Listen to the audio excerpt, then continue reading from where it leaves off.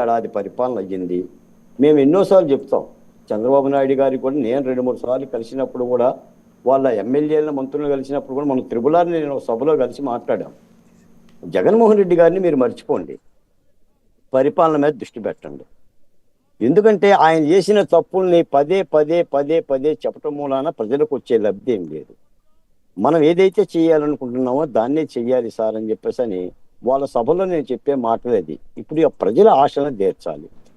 పైపెచ్చిందంటే ఈ రాష్ట్రానికి వీళ్ళ ముగ్గురి బంధం ఉండాలని కోరుకున్న వాళ్ళు నేను ఉన్నాను.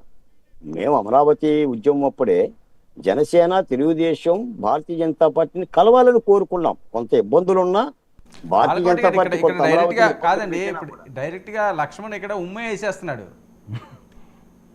ఇప్పుడు లక్ష్మణ కావాల్సింది ఏంటంటే వీళ్ళు చీలిపోవాలి సార్. ఇప్పుడు కాపురం పిల్లగాడు దూరం అయిపోతే వచ్చి చొరబడదామని వాళ్ళ ప్రయత్నం వాళ్ళది రాజకీయాల్లో. 80 సంవత్సరాలు పవన్ కళ్యాణ్ గారు మీకు పొత్తి ఉండాలా? ఆయన ఒక డైలాగ్ చెప్పారు నాగేంద్రబాబు గారు, ఏమని, జగన్మోహన్ రెడ్డి గారు 20 సంవత్సరాలు మీరు పడుకోండి, కళలు కనండి, మీరు కలవరంతా చేయండి అన్నాడు. సార్ మీ కళలు కంటాం, కళల్లో అప్పుడప్పుడు లేచి కలవరంతా కానీ మీరు 20 సంవత్సరాలు కూడా అదే టీడీపీ పార్టీకి మీరు బానిసలకం చేయండి, మీరు బానిసలకం చేయండి సార్. మా సోదరులు చూడ బానిసత్వం పడుతున్నారు, మాకేం చెప్తారు బాలకోట గారు? నువ్వు ఎదుటోడి మాట వినకపోతే నీది ఎవడో వినడు. ఒక మాట విను, నీది నువ్వే చెప్పుకుంటే తంబూరా. జగన్మోహన్ రెడ్డి నిన్నే అడుగుతున్నాను లక్ష్మణ, నిన్ను అడుగుతున్నా. జగన్మోహన్ రెడ్డి గారు ముఖ్యమంత్రి అయినప్పుడు పవన్ కళ్యాణ్ ముఖ్యమంత్రి ఎందుకు కాకూడదు చెప్పండి? ఏ అవకాశం లేదు ఆయనకి? రాడా? అది ప్రజలు కదా ఇచ్చేది. బాలకోట గారు మీరు చంద్రబాబు నాయుడు గారితో రేపు 2029లో పవన్ కళ్యాణ్ గారు చేయమని మీరు చెప్పించండి. మా కోట చంద్రబాబు వర్మ గారు ఏ రాజకీయ పార్టీనైనా దగ్గర తీసుకోవాల్సింది ప్రజలు. ముఖ్యమంత్రి అవుతారా,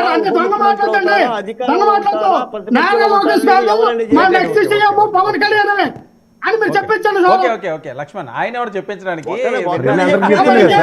అందరికీ చెప్పానని చెప్తుంది కదా.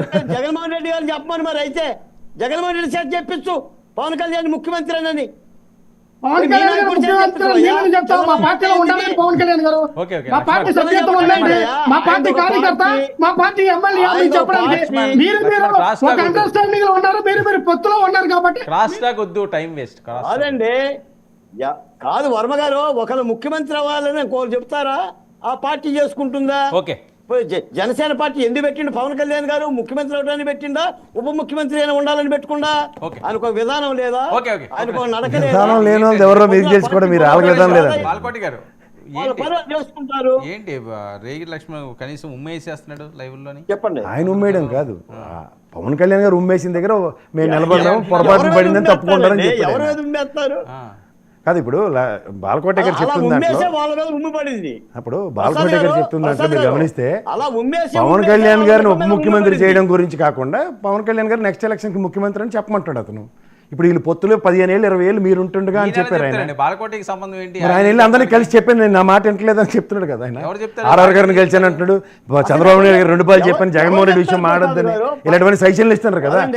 మరి ఆయన సజెషన్లు ఇచ్చిన వాళ్ళు అమరావతి నోట్లో మట్టి నీళ్లు కొట్టినా సరే బీజేపీ కలవాలి, వాళ్ళ వల్ల మేము బతికేస్తున్నాం అని చెప్తుంటే కూడా ఈ పరిదారికి అమరావతి చేసి బాలకోట ఏమో అమరావతి ఉద్యమం అంటే నవ్విపోతాడు. వాళ్ళు అన్యాయం చేసింది కల్లారా కనబడుతుంటే 10 నెలలు అయింది అమరావతి రాజధాని గజెట్ ఇప్పించుకోలేకపోతున్నావు. ఏం మాట్లాడారు? వీళ్ళకన్నా పొత్తుకోవాలి బీజేపీ అయితే మళ్ళీ చెమ్ము నీళ్ళు మట్టి పోస్తారు రేపు వచ్చి. ప్రసాద్ గారు గజెట్ ఇప్పించుకోవాలి. ప్రసాద్ గారు ఏంటంటే నువ్వే చెప్పావు కదా అమరావతి రాజధాని ఆంధ్ర రాష్ట్రం. గజెట్ తెప్పించుకోవాలి కదా, 10 నెలలు అయింది. నీకు బీజేపీ అంటే మాట్లాడే బ్రహ్మాండమైన ఇష్టం ఉంది కదా. గజెట్ ఏది? గజెట్ ఏది? అమరావతి రాజధాని గజెట్ ఏది? మళ్ళీ deputy home minister survey point ఎలా గుర్తించాం? ఎంటుంటే బీజేపీ కావాలి, బీజేపీ దేనికి బీజేపీ కావాలి? ఇక 10 ఏళ్ళు నోట్లు 10 ఏళ్ళు ఇబ్బందులు పడ్డారు. జేఈసీ అమరావతి అమరావతి కదా. కూటమి ప్రభుత్వం వచ్చి అమరావతి రాజధాని గెలిచేది ఏమండి వర్మ గారు, ఆంధ్రప్రదేశ్ రాజధాని అమరావతి అని ఎన్నోసార్లు ప్రసాద్ గారు అన్నారు. అన్నారా? మీరు అన్నారా ప్రసాద్ గారు? ఆంధ్రప్రదేశ్ రాజధాని అమరావతి అని మీరు అన్నారా? అన్నాను. మళ్ళీ మీరు గెజిట్ అంటున్నారు. మీకు అమరావతికి వ్యతిరేకంగా ఉన్న అన్ని రాజకీయ పార్టీలను మేము కథలు చెప్పాలకోడయ్యా. నేను ఈ కథలు విని ఇసుకెత్తిపోయి ఉన్నాను. జై అమరావతి అని మాట్లాడావు కదా. నేను కథలు కాదన్నా, నువ్వు చెప్పావు కథలు అన్నా, నువ్వు చెప్పావన్నా కథలు అందాక మనం చెప్పినట్టుగా కోటలు గెలవదు, పవన్ కళ్యాణ్ గెలవడం నువ్వు కథలు చెప్పావు. కథలు చెప్తే విన్నారు. ఏం చెప్తావు చెప్పు నువ్వు ఒకసారి. ఏమండి ప్రసాద్ గారు, మేము ఎప్పుడు మా రాజధాని స్టాండ్ మీద నిలబడి ఉన్నాం. మేము ఎప్పుడు రాజధాని స్టాండ్ నుంచి పక్కకు పోలా. మీరు గతంలో రాజధాని అమరావతి స్టాండ్ మీద మాట్లాడారు, తర్వాత వ్యతిరేకంగా మాట్లాడారు, తర్వాత దాన్ని దూషించి మాట్లాడారు. మీరు స్టాండ్లు మార్చుకున్నారు, మేము స్టాండ్లు మార్చుకోవాలా? మాకు స్టాండ్ మార్చుకోవాల్సిన అవసరం లేదు ప్రసాద్ గారు. మీరు స్టాండ్లు మార్చుకున్నారు, మేము ఇప్పటికీ అమరావతి స్టాండ్ మీద ఉన్నాం. ఇప్పటికీ కూటమి ప్రభుత్వం ఏదైనా తప్పు చేస్తే తప్పు చేస్తుందని కూడా చెప్తున్నాం. రైతులు పడ్డ కష్టానికి 1000 గజాలు 200 గజాలు ఇప్పించుకోవడం, శాశ్వత రాజధానికి గజెట్ తెచ్చుకోవడం, మళ్ళీ మోడీని పిలుస్తారట, మళ్ళీ సోమవీరాజుకి ఎమ్మెల్సీ చేశారు కదా, మళ్ళీ పాలాభిషేకం చేస్తాడు ఆ శిలాస్తోపాలు. ఏం మాట్లాడుతున్నావు? భజన చేసుకో, బ్రహ్మాండంగా చెప్పుకుంటారు.